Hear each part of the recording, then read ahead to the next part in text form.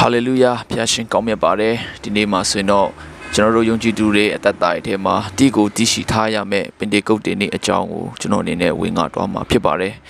ယုံကြည်သူတွေအသက်တာမှာပင်တေကုတ်တေနေ့ရာတကယ်ကိုအတင်းတော်ရဲ့မွေးနေ့လို့တောင်ခေါ်ဆိုရလောက်အောင်အမတမအရေးကြီးတဲ့နေ့တစ်နေ့ဖြစ်ပါတယ်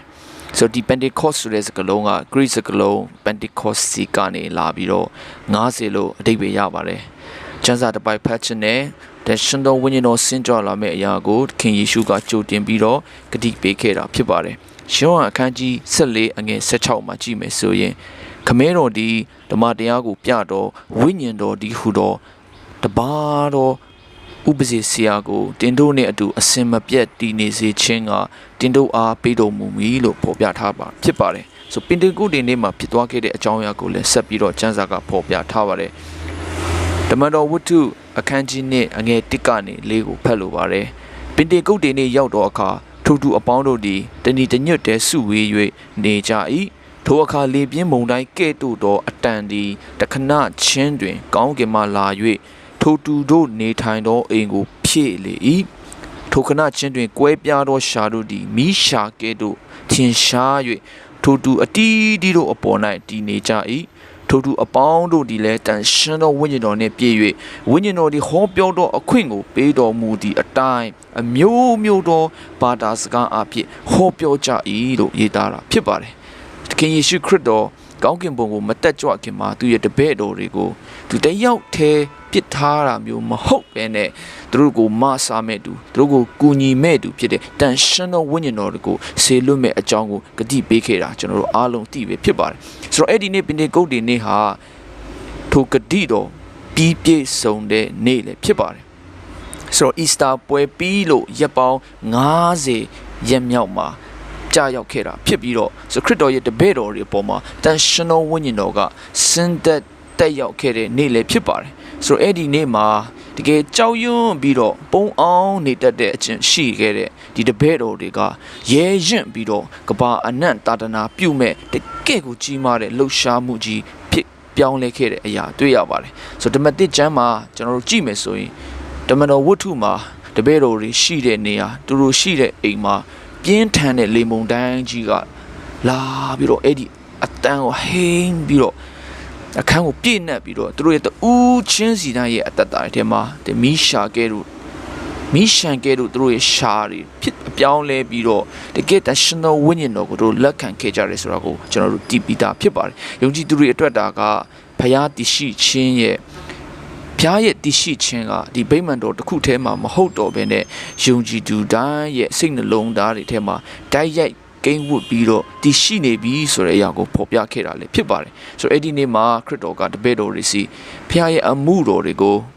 ထမ်းရွက်ဖို့တကယ်ဝိညာဉ်တော်တကိုးနဲ့ထမ်းရွက်ဖို့ရန်အတွက်တာဝန်လွှဲအပ်ခဲ့တဲ့အချိန်လည်းဖြစ်ပါတယ်ဆိုတော့တမန်တော်ပေတရုကအဲ့ဒီနေ့မှာတန်ရှင်သောဝိညာဉ်တော်ရဲ့ခွန်အားတွေကိုရရှိပြီးတော့ပထမဦးဆုံးချိန်သူလူထုရှေ့မှာထွက်ပြီးတော့တရားဟောခဲ့ပါတယ်ဆိုတော့ဓမ္မကျမ်းစာရဲ့မှတ်တမ်းတွေအရဆိုအဲ့ဒီနေ့မှာလူပေါင်း3000ခန့်လောက်ကတကယ်ပိဋိဆန်မင်္ဂလာကိုခံယူခဲ့ကြပြီးပထမဦးဆုံးတော့အတင်းတော်စတင်တည်ထောင်နိုင်ခဲ့တဲ့နေရာလေးဖြစ်ပါတယ်ပင်တေကုတ်တေနေ့ရဲ့အံ့ဩစရာအကောင်းဆုံးနမိတ်လက္ခဏာကိုကျွန်တော်တို့ပြောမယ်ဆိုရင်တပည့်တော်တွေတရားဟောတဲ့အခါမှာဘေးနားမှာရောက်ရှိလာခဲ့ကြတဲ့ဒီရောမအင်ပါယာအနှံ့အပြားကနေရောက်ရှိလာတဲ့ဒီခရီးသွားဧည့်သည်တွေအားလုံးကသူတို့ရဲ့မိခင်ဘာသာစကားအတိုင်းပြောနေကြတာကိုသူတို့တွေကြားပြီးတော့အံ့ဩသွားခဲ့တဲ့အရာဖြစ်တယ်ဆိုတော့ဓမ္မဟောင်းမှာကြည့်မယ်ဆိုရင်ဘာဘလုံရဲတိုက်မှာဘာကိုဖော်ပြထားလဲဆိုတော့ဘုရားသခင်ကလူတွေရဲ့ဘာသာစကားတွေစီကိုရှုပ်ထွေးစေပြီးတော့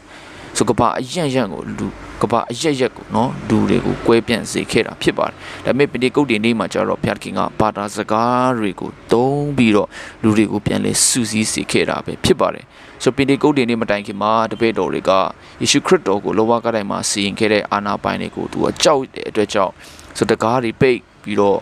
ပုံနေခဲ့ကြတဲ့အချိန်ဖြစ်တယ်ဒါပေမဲ့ဒီပင်တေကုတ်တေနေ့က အဲ့ဒီအရာကြောက်ရွံ့ခြင်းတွေသူတို့ရဲ့စိုးရွံ့ခြင်းတွေအရာအလုံးကိုပြောင်းလဲပစ်ခဲ့တာပဲဖြစ်ပါတယ်တန်ရှင်တော်ဝိညာဉ်တော်ကသူတို့ကိုရဲရင်ခြင်းတွေတကယ်ဝိညာဉ်ရေးရစုကျေးဇူးတွေနဲ့တကွာသူတို့တွေမှာရှိရမယ်အခွင့်အာဏာတွေကိုပေးတနာခဲ့တာပဲဖြစ်ပါတယ်ဒါကြောင့်သူတို့တွေကလူရှိထွက်လာကြပြီးတော့ဒီညံပန်းနှိပ်စက်မှုတွေကိုလည်းရင်ဆိုင်ရတဲ့တတိတွေရှိလာကြပြီးတော့ယုံကြည်ခြင်းအတိုင်းပဲသူတို့ယုံကြည်တဲ့အတိုင်းပဲခရစ်တော်ရဲ့အကြောင်းခရစ်တော်ရဲ့တာသနာပြန့်ပွားစေဖို့ရန်အတွက်ကဘာအနက်ဒေတာအတိအကိုသူတို့ခရီးဆန်ခဲ့ကြတာပဲဖြစ်ပါတယ်ဒါကြောင့်ဒီပွဲတော်ကယေရုရှလင်မြို့မှာဆိုကဘာအရက်ကဘုရားဖူးဧည့်သည်တွေအများကြီးစုဝေးရောက်ရှိနေခဲ့တဲ့အချိန်မှာပဲဒီလိုပင်တေကုတ်တွေနေ့ကြီးဖြစ်ပွားခဲ့တာပဲဖြစ်ပါတယ်ဒါကြောင့်ပင်တေကုတ်တွေနေ့ဆိုတာကတကယ်ကိုကျွန်တော်တို့အသက်ရှင်ရခြင်းရဲ့အချုပ်လို့ပြောရမယ်အမှုတော်မြတ်အတွက်ဖျားပြင်ဆင်ပေးခဲ့တဲ့တန်ရှင်းသောဝိညာဉ်တော်စင်သက်ကြွလာတဲ့နေ့လည်းဖြစ်ပါတယ်ဒါကြောင့်ကျွန်တော်တို့အသက်တာတွေထဲမှာ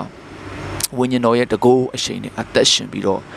အမှုတော်ထဲပါဝင်သွားကြဖို့ရန်အတွက်ဖျားခင်ကအလိုတော်ရှိတာဖြစ်ပါတယ်ဒါကြောင့်ကျွန်တော်အသက်တာတွေထဲမှာတန်ရှင်းသောဝိညာဉ်တော်ကိုနေရာပေးပြီးတော့ကျွန်တော်အမှုတော်မြတ်ထဲမှာစွမ်းတမန်ရဲရင်စွာနဲ့ပါဝင်သွားကြဖို့ခွန်အားပေးတိုက်တွန်းလိုက်ပါတယ်အားလုံးပေါ်မှာဖျားခင်ကောင်းချီးပေးပါစေ